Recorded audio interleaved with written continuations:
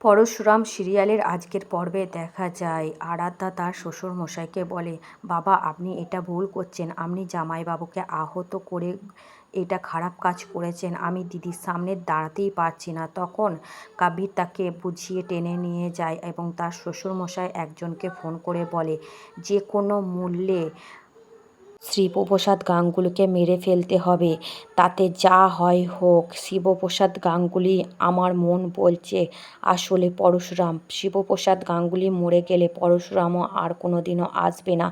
ওই তটিনী নিজের সংসার নিয়ে সবাইকে ফুলে ফেঁপে দেখাচ্ছিল, অন্যদিকে দেখাচ্ছে যে তটিনী অপারেশন থিয়েটারের সামনে তার মা এবং মেয়েকে নিয়ে দাঁড়িয়ে আছে এবং তখন শিবপ্রসাদ গাঙ্গুলি ওরফে পরশুরামের অপারেশন হচ্ছে এবং বাইরে থেকে তটিনী অনেক চিন্তায় আছে। ডাক্তারবাবু বেরোনো মাত্রই তটিনী জিজ্ঞেস করে, ও কি বেঁচে যাবে, ও কি ভালো থাকবে, ও কি সুস্থ হয়ে যাবে, দয়া করে ডাক্তারবাবু বলুন, আমার খুব চিন্তা হচ্ছে। ডাক্তারবাবু তখন বলে, আমি অপারেশন করেছি, 72 ঘন্টা না কাটলে কোনো কিছুই বলতে পারবো না। তখন তটিনী তার মাকে বলে যে আমার সাথে এটা কেন হয়।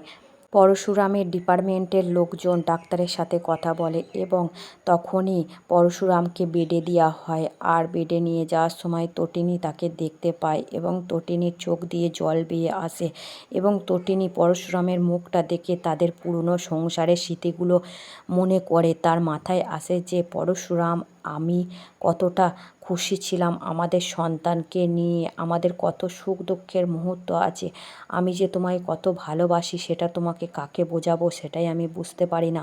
আমরা তো একটা সুখী পরিবার ছিলাম, তাহলে আমাদের সাথে এটা কেন হলো ভগবান, আমার স্বামীকে সুস্থ করে দাও। এটাই বলতে থাকে তটিনী এবং প্রচণ্ড কাঁদতে থাকে। তখনই দেখা যায় তার বাবা এখানে আসে এবং তার মা বলে নিশ্চয়ই সব কিছু ঠিক হয়ে যাবে। তখন তার বাবা এসে তটিনীকে সান্ত্বনা দেয়, দেখ মা, আমি ভুল করেছি, আমি তোর পাশে আছি, তোকে এখন শক্তভাবে দাঁড়াতে হবে, তোর দুটো সন্তানের জন্য তোকে শক্ত হতে হবে। তখন তটিনী হাউ হাউ করে কাঁদে এবং বাবাকে জড়িয়ে ধরে বলে, বাবা আমার সাথে কেন এটা এরকম হলো, আমার স্বামী তো নিরপরাধ, কিছুই করেনি, তাহলে ওকে কেন কাবিররা মারলো, তুমি এর বিচার করো। তখন তটিনীর বাবা বলল, আমি সবসময় তোর পাশে আছি মা, আমি আর ওদের সঙ্গে নেই। তখন ডাক্তারবাবু অন্যদিকে বলে যে আপনারা যে রকমটি শিখিয়ে দিয়েছে আমি পেশেন্ট পার্টিকে বলেছি, তারপরও আমি ডাক্তার, আমি কি করে বলি একটা মানুষের 1 ঘন্টা পর জ্ঞান ফিরে আসবে, তারপরও আমি বলছি যে 72 ঘন্টা পর জ্ঞান ফিরবে, আমাকে দিয়ে আপনারা এইসব কেন করেছিলেন। তখনই পরশুরামের ডিপার্টমেন্টের একজন বলে যে এটা আমাদের ওপর মহলের নির্দেশ, এটা বসের নির্দেশ, আপনি বুঝবেন না। তখন ডিপার্টমেন্টের নীলিমা বলে, এই চারিদিকটা আমাদের ব্রাঞ্চের লোকেরা ঘিরে ফেলেছে, আপনাকে যা বলবো সেটাই করতে হবে, এইটা একটা তদন্তের স্বার্থে আপনাকে এই মিথ্যেটুকু বলতেই হবে, কিচ্ছু করার নেই। অন্যদিকে দেখা যায় আরাধ্যার শ্বশুরমশাই বলছে, তুমি নিশ্চয়ই খাবার অর্ডার করেছো ভালো কিছু, ওরা যেমন খায়, তটিনীর ফ্যামিলি বাচ্চাগুলো যেগুলো খায় রুটি মাংস এইসব কিছু অনলাইনে অর্ডার করো আর মাসির মতন নিয়ে গিয়ে ওদেরকে খাওয়াও, যাতে ওরা বুঝতে পারে না তোমার মুখের দিকে তাকিয়ে কাবিরকে যেন জেলে ঢোকাতে না পারে।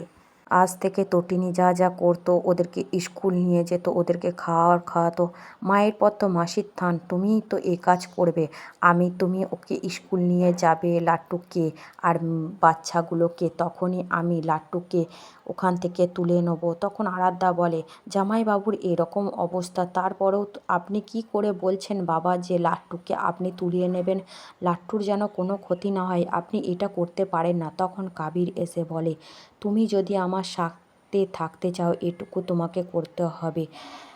আরাধ্যার শ্বশুরমশাই তখন বলে ওঠে, আমি তোমাকে কিন্তু বাড়ি থেকে বের করে দেবো, আমি কাবিরের সাথে মিউচুয়াল ডিভোর্স করে দেবো, তোমার কি সেটা ভালো হবে। অন্যদিকে দেখা যায় আরাধ্যার মা ওরফে লাট্টুর হেড ম্যাডাম এখানে এসছে, এটা হলো আসলে কাবিরের মা।